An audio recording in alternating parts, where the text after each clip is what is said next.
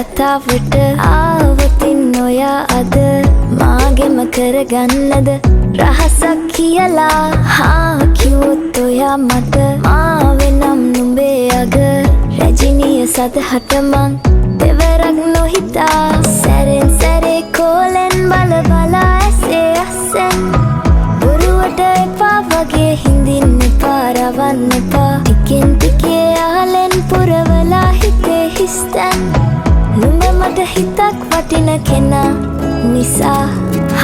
චුට්ටක් කතාවට ආවොතින් ඔයා අද මාගෙම කරගන්නද රහසක් කියලා කිව්වොත් ඔයා මට මාවෙනම් නුඹේ අග රැජිනිය සදහට මං